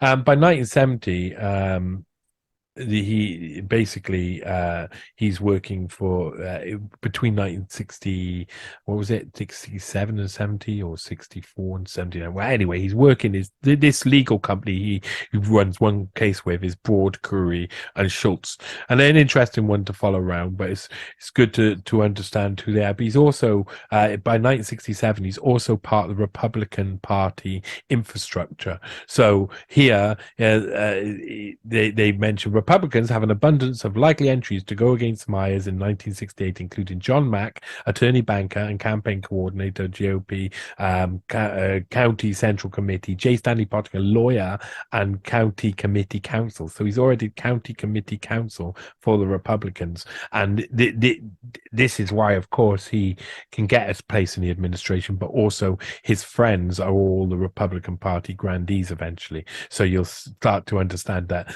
one of his best friends is George H.W. Bush, and he eventually becomes the head of the CIA and is CIA by this point. So that needs to be noted a little bit. And let me just see. Ground rules for recounting. So there's some recounts about Republican Party stuff, I think. And there you go. This is where he enters into government. 1970, and skipping through some of this. J. Stanley Pottinger, 30-year-old government attorney. So at this point, for 1 year, he's been what's classed as a government attorney. Was named today as the Chief of Department of Health, Education and Welfare Civil Rights Division. During the peak of the civil rights movement, they make Stanley Pottinger, who's tried one case, the head of the civil rights movement. That seems like a big, and Leon Panetta has to stand down. And Leon Panetta, it said that basically he moved too quickly. The Nixon administration and Kissinger and the like didn't like how fast he was moving, so they installed J. Stanley Pottinger around. And this gets reported all over the place, including the New York Times, of course. So here again shows some about Pottinger being put in place. Mr. Pottinger, who has been a regional attorney in San Francisco for HE&W since December, was in Washington today, but declined to discuss his new job until he had a time to evaluate it. And evaluate it, he did. And he vows wide integration, he says. He comes along. He's a class as a Nixon aide by this point. And as you see, there's lots of stuff. I'm skipping through this because this is all basically the same stuff. And this is a less interest in the first couple of years. Stanley Pottinger is in the Health, Education and Welfare Department under Richard Nixon. Is not necessarily the most exciting stuff happening. He kind of like, with all of these things, they're finding their feet. Let me see. Nixon main model aid on schools, right? Sorry, I'm just checking to see if I need to go through. I'm going to skip some of these. Straight in current quotes. Ooh, this is interesting. For Associated Press, we're in the Indiana Evening Gazette here from 1972, and they're quoting people. Yeah, this is interesting. So this is about how basically they worked out that when Stanley Pottinger gets put in charge of desegregating schools, for some reason, all the actions they commit seem to actually lead to more segregations in school. So everything they do, and they can't work out why. So that's a quote. But then come the controversies. So he's finding his place for the first 3 years, and here we go. Now we're getting up to it. I mean, we're getting to the end of this presentation now, and we're going to go for the more big events. These are the big events. To start the big events that relate to Stanley Pottinger, you'll start to eventually see that Stanley Pottinger is a key man in creating narratives, stories, in covering up details, in legally making sure that compliance by the state is covered so that they can hide any information that may not be good legally for them later on. He's really the cover-up guy. He's a cleanup crew. And certain events that happened during the 70s while he's in power, of course, he's put in charge of in some way. One of them is the Terror at Wounded Knee, which is an Indian reservation, was the Pine Ridge Indian Reservation, where basically a standoff between a really corrupt official who and a group called AIM came against each other, and it led to a big standoff, load of protests. It actually led to some shootings and stuff, and there's special laws under Native American land, which made it really complicated. And they called in John Stanley Pottinger to deal with this, and basically he made threats against all of the protesters, said that they were going to, they couldn't see any other lines of inquiry possible, and they were going to basically, that it was all going to get violent. And then the next 2 years, the government put into action a campaign of harassing the people who were involved in Wounded Knee and who were involved in AIM and other things. And this was really, really dirty games that they dirty tricks that they pulled. And here you see John Stanley Pottinger is really involved in this. On March the 12th, Assistant U.S. Attorney General John Stanley Pottinger announced the convening of a special grand jury to investigate violence as a reservation. But this would all go on favor for the other side rather than for the protesters. This was about the Nixon man stamping down his authority on stuff. And in the same year, you've got the grand jury being called for the Kent State massacre. Now, Kent State was another one. Again, protesters out on the front of the lawns of a government, and it was actually in Kent State University. They were protesting against the government, and a load of National Guard guys shot a load of people and killed a load of people. And loads of people said, oh, we heard that you fired on us. You were ordered to fire on us. It's illegal killing. And John Stanley Pottinger is involved. He's the main guy involved in organizing the indictment and eventually finding a clean bill of health for the government. This is what he does all the time. He's put involved. He says, we'll find it. This action does not mean that we have made a decision to seek indictments, said Assistant Attorney General John Stanley Pottinger. Yeah, we're indicting, but we're not necessarily indicting. Yes, we're to put forward a case, but we're not necessarily indicting. It's very much like this. Pottinger's the man who covers Jim will fix it. Bring in Pottinger and he'll control the narrative. He'll sort out all the problems. Completely. We'll get out with our feet clean and the lot. So we're here in New York Times. Hands clean. Yeah, hands feet and hands, everything. Willie's clean, all of it. New York Times. He's like Mr. Clean. Mr. Clean. Yeah. He is, and this will be obvious to you as we go through this. When we get to the third one, by the third one, you'll be like, "My God, there will have to be a movie made about him eventually. There will have to be. He's like what a James Bond character would look like in real life. He is. Yeah. Is this why you named the series after the Bourne Identity? Very much so. There's a couple of secrets to that. It went well because of David Forbes Pottinger's identity being missing for the first one. But basically it's about someone who you don't really know what his role is. And as you find out, you realize he was involved with the most sinister people. That's kind of the flow of it. But each one of them having a point to that why they match up. The New York Times reporting in 1974 about Kent State Massacre, sorry. Report the U.S. jury indicts 8 in campus deaths. So they indicted 8. They did indict them. 1 president and 7 former members of the Guard charged in May 4th, 1970 killings. No conspiracy found in big capital letters. Give up. Look the other way. There's no conspiracy found. Yeah, no conspiracy found. And who's at the head of mopping this all up but J. Stanley Pottinger? He's the main man for these sort of things. He's Assistant Attorney General John Stanley Pottinger, who's in charge of Civil Rights Division of the Justice Department, said that the grand jury would not be discharged and could be reconvened to hear further evidence. Now, that's interesting, isn't it? Because in 2007, it was a bit too late to reconvene for the new evidence. And you say new evidence, but why couldn't evidence be found earlier? And survivors of the 1970 confrontation say audio tape has an order for the guardsman to fire. And Stanley Pottinger comments on this in 2007, saying that they nothing. He doubts anything was overlooked at the time. Of course, but it found a clean bill of health for the government, the same as he had done with Wounded Knee. Was kind of like be on the government side, threaten, and then use government powers to harass the people outside to force them to stop protesting. That's two interesting things. And he's now like by 1973, people are taking note of him. Great. Proud of his job, sure of himself. Yeah, and there's some interesting. There he is. There's is looking into the distance. Sometimes loses his memory. There's a really, really good line. I wonder if it's in here.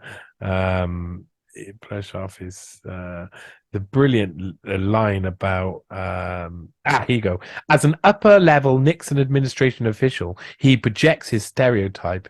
His sideburns are just the right length. His suits are an imaginative blue or grey.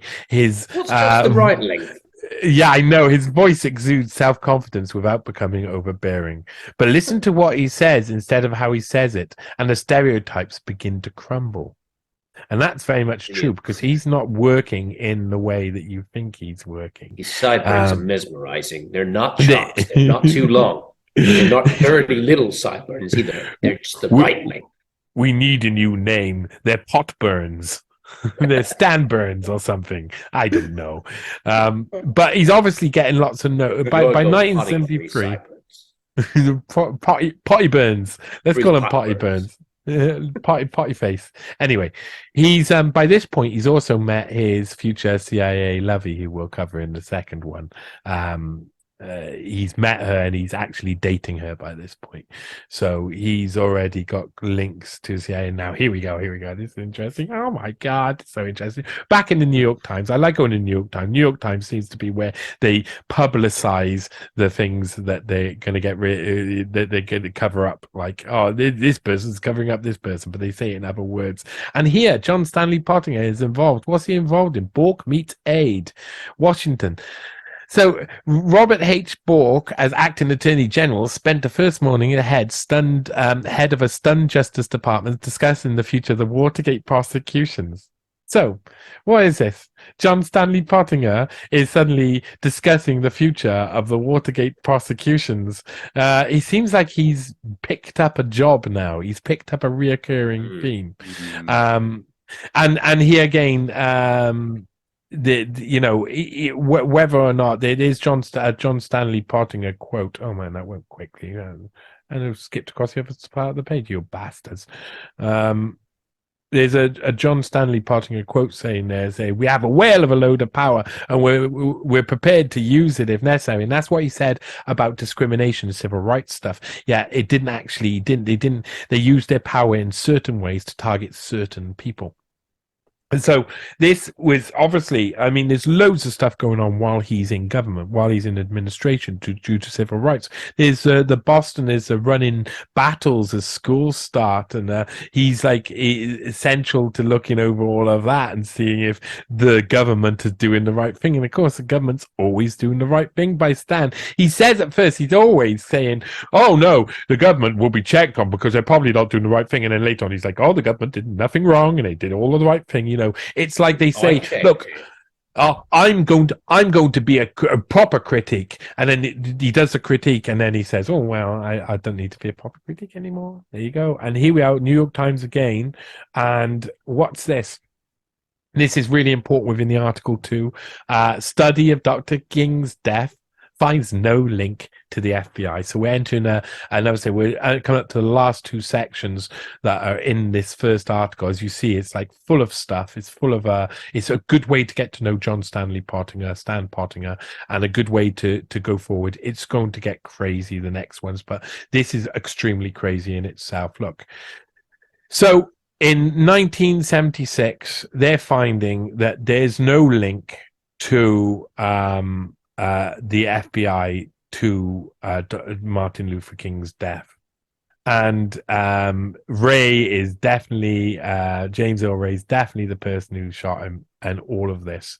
But in actual fact, we now know that the investigation that eventually, this investigation here that's happening, eventually gets signed off by who? Who decides that Martin Luther King and the FBI had nothing to do with Martin Luther King's assassination, but John Stanley Pottinger. So these are some of the biggest events. He's Watergate, Kent State Massacre, the standoff at Wounded Knee, the assassination of Martin Luther King. All goes to one guy to be the guy to sort out that job, the go-to guy already formed. He's only been in government. He's only been working in the Nixon administration rather than government. I think you'd say that, in the Nixon administration for 6 years. He's only been there for 6 years, and he's now in charge. And he's a kid relatively to these guys, and he's in charge of some of the biggest things. And what do we know about Martin Luther King? Well, we know that Martin Luther King was targeted by such things as this. This is the infamous suicide letter, which tries to convince Martin Luther King to commit suicide. This was FBI at its best, trying to force someone who was not on their side to end their life so they didn't have to deal with them. And there's loads of memos on this. If you go within the article, all of what you're looking here and more the sources are available within the article. Now, like on the newspaper site, you'd need a subscription or whatnot. But if you actually contact me, anybody listening, if you want to see that article and you don't want to look for all of this, tell me which article it is. I'll download it and send it to you, because it's really important to understand what is being said and who's involved and where the source material is when you're coming across something like this, because I want everybody to see how transparent this investigation is. And this is a fantastic document that's linked within the article about the suicide letter basically shows you all of the redacted and secret documents at the time, showing that they were targeting Martin Luther King. Go on. Sorry. So when you say suicide letter, you're actually referring to the letter trying to persuade him to commit suicide. Yeah. Kind of funny. So it's not. Yeah, it's not a suicide letter. It's like a letter going commit suicide. Go on. Yeah, no. Officially, you got to call that a suicide note. It's only a note. You don't class. It's not a letter because you don't put your address at the top. You're not used to having suicide letters where it's like, go on, you might as well. Mm-hmm. I mean, he may people don't love you that much. Yeah. Way out. What are you? You're not even white, so it's not even worth it, is it? I mean, being a martyr, it's not a bad deal. You've had good innings, Martin. You've had good innings. Think about it. Martin Martyr. You love it. It rings. Mark. But this is here. You can go and you can look through all of the documentation. The FBI and other agencies who were all collecting information. Look at the subject: Martin Luther King Jr. Security matters. Communist. They just can't stop themselves. They just can't. The Russians. Yeah, they were addicted back then. And here we go. We're coming to the end. We're coming to the end of this part, because coming up to the end of his time in Nixon administration was 1970. He officially leaves power in mid-1977. He's, like I might have said to you off camera earlier or on camera, I can't remember, I'll say it again. He was allowed to stay on to finish covering up the Watergate investigation, to finish signing off the Watergate investigation. He asked for special permission to remain on under the Jimmy Carter administration. So he became a special advisor during 1977 to do that. Something happened in 1976 that was much more important, and includes these guys here, really. Kissinger, of course, included in everything, especially when he was part of Nixon administration that was very close, of course, with the CIA, and the CIA overthrew Allende and installed Pinochet into power. That led to a number of things happening that we'll look at here. But the Salvador Allende, who got deposed during the CIA coup of Chile, an open coup, they made it clear that they were doing it at the time. It's a really rare one. It seemed like obvious it was the CIA, and everybody knew it was the CIA who did it. So it was a very open coup, and Orlando Letelier had been, at one point, he'd been the foreign minister for Allende, and he had been other roles as well. So he was very important, and he went into exile in America once Allende was assassinated, murdered, and Pinochet was put into power. And here, this story talks about Orlando Letelier, because Orlando Letelier, who goes, let's read it. Orlando Letelier was the Chilean ambassador to the United States and the Minister of Foreign Affairs under President Salvador Allende. After the 1973 coup, Letelier moved to Washington, D.C. and became senior fellow at the Institute of Policy Studies. He was assassinated in Washington, D.C. on Embassy Row in September the 21st, 1976. They set the bomb off as his car rolled past the Chilean embassy. That's how much of a message was sent in the murder of Orlando Letelier in America. With no permission from the Americans, they assassinated Orlando Letelier. It's amazing. And it saw amazing scenes. As the New York Times reported the very next day, they show the bombed out car. And report that opponent of the Chilean junta slain in Washington by a bomb in his auto, and someone else was killed. There was other people killed in the back. A couple of, I think, one other person. Some other people were injured, if I remember correctly. And everybody kind of knew what it was about straight away. And the FBI were getting tips soon after. So, like a couple of days later, FBI gets tips in Letelier bombing case that high Chilean secret policeman flew to US last month. So this is a witness who saw someone they knew. So in the telephone interview, Mr. Wipfler said the Chilean source had identified the high-ranking officer of the DINA. DINA was the secret police, the Chilean secret police. Sorry, that's on the next line. Aboard a New York-bound Lufthansa flight, and notes he was accompanied by a woman and 4 men. Now, this was part of an operation. We're gonna. I'm going to explain a little bit. And here you go. There's more FBI communications here. This is about Operation Condor. And as it says here, Operation Condor is a code name for a collection, exchange, and storage of intelligence data concerning so-called leftist, communists, and Marxists, which was recently established between cooperating intelligence agencies in South America. So this included, I think, I'm not sure if Mexico, I can't remember if Mexico was in it, but it was like Chile, Argentina, Brazil, a couple others who were all involved in Operation Condor, and it was a joint effort against terrorists. But terrorists were anybody who opposed the prevailing power structure that were nearly all right wing. So all the terrorists were left wings. So wingers. So Orlando Letelier was seen as a terrorist, and this document explains what Operation Condor is. I explain it briefly within the article, but it's a very interesting operation. Basically allowed all of these different intelligence services to work together to assassinate a target or to do a certain operation, and because they were all working together, the target country, so say America or France or somewhere else where the assassination or the sanction, as they call it, happened, that country would find it hard to hold any one country to account. So they couldn't say, oh, if Chile did this, it wasn't the intelligence. It was because it was one of these and one of these and one of these and one of these. And it made it so muddy that no one wanted to bother. And that was proven through the murder of Orlando Letelier in Washington. That's exactly what happened. The Americans basically helped cover it up and helped hide it and helped keep it down for long enough. Guess who was head of doing such things? I think you can imagine. Stan the man. Mr. Stan the man. Well, not necessarily for coming up, but we'll talk about that very clearly. Like I say, we're coming to the end of this presentation here, so we'll get a chance to talk about some things. And thanks to everybody for sitting through it. I know it's a long one. Here we have a part of that document I was reading. It's a really important thing to understand.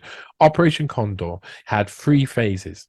The third, and I'm quoting from the article now, or from the document, a third and most secret phase of the Operation Condor involves the formation of special teams from member countries who are to travel anywhere in the world to non-member countries to carry out sanctions up to assassination against terrorists or supporters of terrorist organizations from Operation Condor member countries. For example, should a terrorist or a supporter of a terrorist organization from a member country of Operation Condor be located in a European country, a special team from Operation Condor would be dispatched to locate and surveil the target. When the location and surveillance operation has terminated, the second team from Operation Condor would be dispatched to carry out the actual sanction against the target. Special teams would be issued false documentation from member countries of Operation Condor and may be composed exclusively of individuals from one member nation of Operation Condor, or may be composed of a mixed group from various Operation Condor member nations. So they love saying Operation Condor. They do. It's very important that they say it as well, because they already know what's going on here. The FBI and the CIA already knew about Operation Condor, and it suited what they needed to do. And there was a lot happening. And as soon as the assassination happened, the whole place crapped themselves. And this is from a book I'm now going to give you a couple of excerpts, small excerpts from a book called Assassination on Embassy Row. One of the most important, but John Dingus, I think his name is. I don't want to call him Dingus, but I mean, I think that's his name. But this is really interesting. This is about the assassination of Orlando Letelier. And you will see Pottinger's name come up in this because, of course, Pottinger plays an extremely important role as his role merges slowly from government into intelligence. He starts to be more and more linked with intelligence during the end of his terms in administrations of the presidents, Nixon and Ford, respectively. And this line is pretty interesting. Eugene Proper was put in charge of the investigation of Orlando Letelier. And on chapter 9 of Assassination on Embassy Row, it explains Eugene Proper looking for the information about Operation Condor. And it says, by mid-afternoon, Proper began to realize that the murders had international overtones and the FBI would be involved because Letelier, former Chilean ambassador, came under special federal statute protecting diplomatic personnel.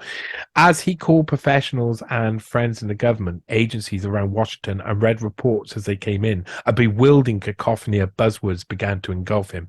Communists, Allende, Marxist government, CIA role, military coup, concentration camps, torture, human rights, DINA, friendly intelligence services, IPS, left-wing think tank, comp simps, political assassination. This is that quote there. I think is really important to understand because loads of people who were within government in some way had zero clue about what was really going on at this point because there were so many operations run by intelligence services all over the place, not only in America, all over the world, and no one knew who was really behind them. So a lot of this, when they'd have to investigate, they'd be finding out for the first time.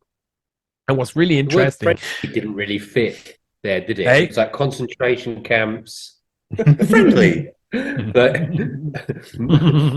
Human rights. Friendly. Yeah. But you get a feeling that's what they want to say. I'm on the strawberry milk. We're coming right near the end. This is the last bit I want to show you here. This is the last thing. And this is how Stanley Pottinger got involved. You see, Stanley Pottinger, he's still in his last year of government here, just finalizing covering up the Watergate break-ins, which will also be kind of skirted over in the next episode because he gets away with a lot, does Stanley Pottinger.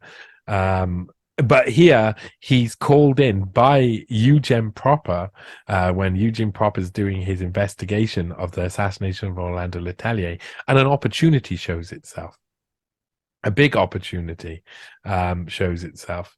And so I'm going to read this excerpt. I hope it's got enough. That this is, again, from Assassination on Embassy Row. On October the 4th, J. Stanley Pottinger, Assistant Attorney General for Civil Rights, and Eugene Proper met with CIA Director George Bush and CIA General Counsel Anthony Lapham to hammer out a solution to the problem of CIA cooperation. Bush said the agency was willing to help if Pottinger and Proper could solve his problem about the executive order banning domestic intelligence gathering. In the course of their discussion of developments in the case, the subject to Scherer's discovery of Operation Condor came up. Bush said that if Attorney General Levy would write him a letter requesting that the CIA initiate an investigation of Operation Condor, they would have a solution to the quandary about CIA cooperation. The existence of international hit squad with the capability of operating in the United States turf, he said, was definitely a serious matter of national security within the realm of the CIA's mandate. He foresaw no legal problem in turning over the FBI, the byproducts of such CIA effort.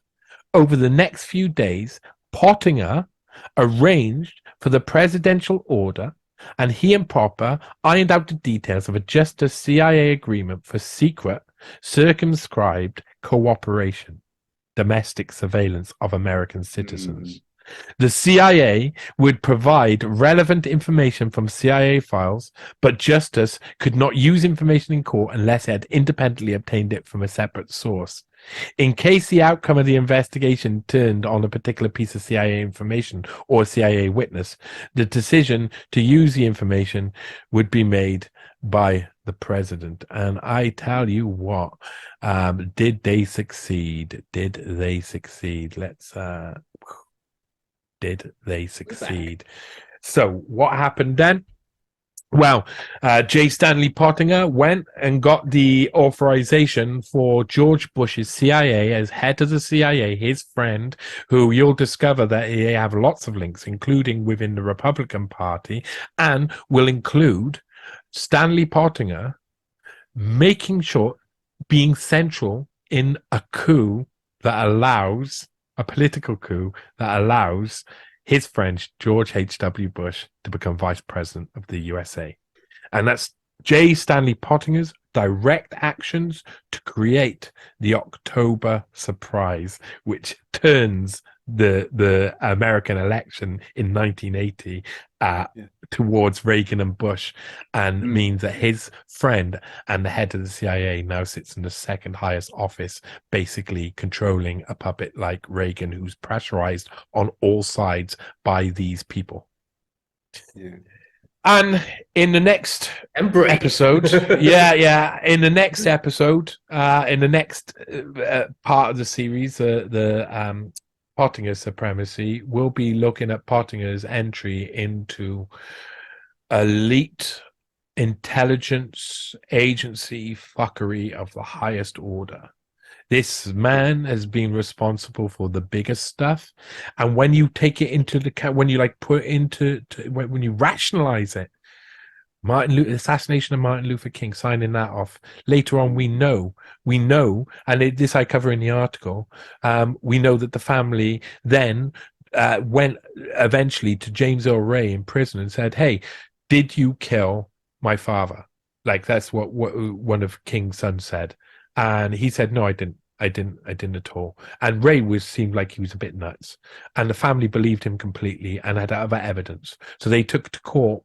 And in court, they took a certain person to court. It's weird how they've got to do it. But they basically admitted that the FBI had assassinated. In court, it was discovered that the FBI had assassinated Martin Luther King. So in that context, seeing that Pottinger's the one to cover up that sort of thing, when government fuckery again in Watergate, covering up that thing, he's got a special job.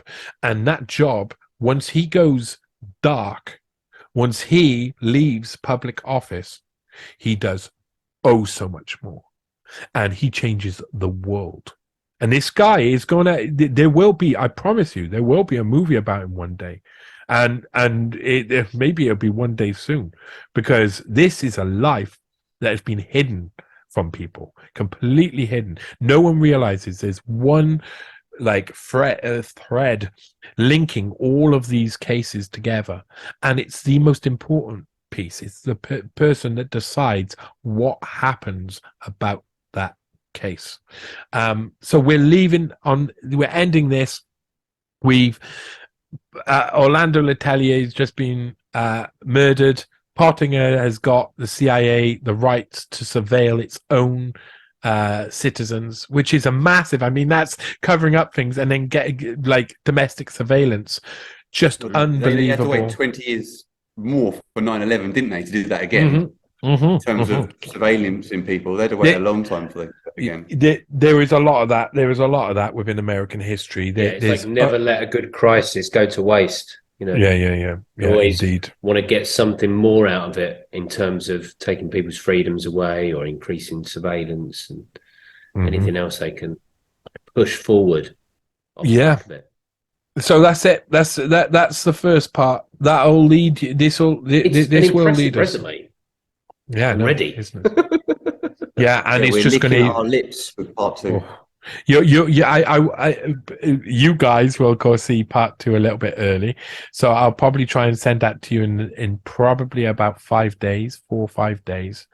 part 3, maybe like we'll have to sit down and read it through together before we even do any of this, because it's like, you know, understanding how long it's going to take to go through, I don't know, but it's one of the most fantastically interesting. It'll change this. What I explained to people, this is going to change not only the Epstein case fundamentally, it's going to change parts of American history.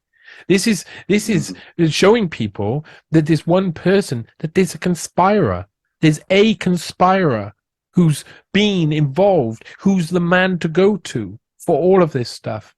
And still, where does his conspiring end today? Well, we see in the lack of justice. The man who starts in the Justice Department makes sure that we do not get justice. And that is the projection of the New World Order. The person they put in charge of justice is a person who will take justice away from us. Away from people. Everything inverted. Yeah. Mm-hmm. Yeah. There you go. That's all I have to say. And now I drink strawberry milk. Schism out. Yeah. Yeah, so over to you guys. Yeah. Whoa. Well, I feel out of breath for you then. That was an impressive brilliant marathon of stuff to get through. Brilliant. I've really enjoyed all the newspaper clippings. It's just amazing to go back and look at everything. Well, you compile all this evidence, Johnny, man. Like, just the way you get it all together, just right. It's really impressive, and it's but it's very like it's very old school in a sense, like just going through newspaper clippings. I could see a few things like, library there. It's like good old fashioned, investigation. Yeah. Well, and the thing is that's what's missing in the world nowadays. That's what I realized that at one point. It's like people they want to come to their own conclusions. They've got their audience who have a certain amount of conclusions they come to anyway. They don't like to tackle certain subjects. So you end up with this narrowed, I'm going to use the evidence that then makes my argument fit the pieces. I did something different. I just use all the evidence I could possibly find. I just dragnet approach, just take all of the evidence, and then you can say at the end of it, you put in chronological order, you put a couple of sentences so that people understand why you're telling them this information, how it goes as a story. And suddenly I'm not writing that story. I'm really, truly reporting that story, journaling that story. That's what journaling is. Yeah, the story, all of the articles that I write, I don't make up the things that go inside them. That's what the wonder of having all this evidence. The evidence makes it up. And so it becomes a really easy process for me. My skill has to be in, yes, of course, forming, putting up online, finding out a way to reach people and all of that stuff, understanding what the evidence means, understanding the law, understanding all of those things. But also just knowing where to look and looking everywhere, trying to think outside the box of it, and also not leaving just the one situation linger. There's always multiple questions where I've gone through about 10 different things with you there that are in one story. And each of those has their own tentacles and they have their own branches. And as I go through these stories as well, I find maybe another 10 stories that are potential that just linger in the background and they'll come around another time. So that's how my work kind of goes. I keep dragnetting information as much as possible, putting in order, giving it to people, and then people make up their own mind. Especially in these articles, I will say very little at the end about the information. The last one maybe more than most. But then I will talk openly in podcasts and things about what I think about it. But I try and make it so that it's just a journal, man. It's all it is. Journalism. Yeah. Yeah, well, that's what I was about to say. You're basically doing the job that journalists should be doing, but they can't because their hands are tied behind their back, and this kind of story would just never ever be allowed to go out there in the mainstream media. If I was actually getting paid to write this, whoever would be paying me would be nuts. That's it. That's the case. I don't see that necessarily the journalists in the world are all terrible or anything, of course. Most of them, like you say, they're coerced, they're kind of like forced into writing in a certain way. The industry is like that. It doesn't pay to do this, they've got to focus on this, or they've got to focus on that. But if you had someone who pays people for journalism and they paid for this, they would be mad because they'd make loads of enemies all around the place, and it'd probably be the start. I think articles like this can only exist on independent platforms that have a one-person control at the top. I say one-person control. I'm happy to put anything up on my on NEWSPASTE, but for me, it's like my articles. I'm completely in control of what I say. I'm completely in control of the editing process. I do all of the research myself. I try not to look at anybody else's articles about the same subject until right after I've finished them. Then I start reading and go, oh, I got that too. Yeah, I got that too. Yeah. I don't agree with that. Yeah, I don't go, what a fucking answer. But really what I see is a lot of people, when now I know how to do this, when I look around, I see a lot of people who are struggling to understand something very simple, that it's about all of the information. It's not about part of the information. It's about all of the information. So then you've got to ask the question, what story do you want to write?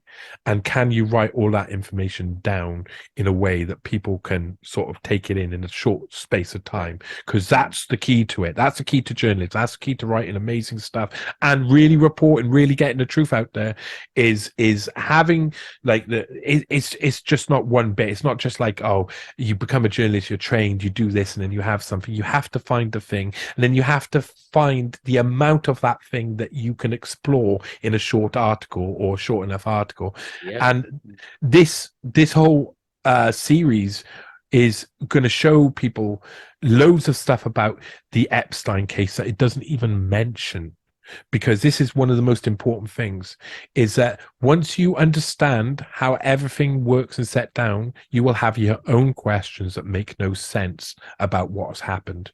You will suddenly go, but what about all of these girls who we know about who said this? Or what about all these guys over here who said this? And, oh, wait a minute, that might mean that there's not telling the truth. And then loads of things open up. More questions. And this allows, something like this allows other journalists and other people who want to seek the truth to go out and find little tidbits of information. And like and then those people often, they want to do what I do. They don't understand how to do. They contact me, we exchange a bit of information. I see if I can use it, but I also can then help other people to do the same thing. I think I'm probably going, that's where my route is. NEWSPASTE is probably going to end up into being like an independent journalism school, to teach people not how to be like, oh, a famous, you write this, you write that, to look for the story, find the story, and then report the story in full, when balls out, not caring about what one side or the other thinks, what any of these imaginary sides that we create in life think about it. Fantastic. Yeah, I think that's brilliant. I mean, yeah, I feel like we can leave it there, really. Yeah, good. I'm looking forward to the second one. Shaping a great reset for the post-corona era.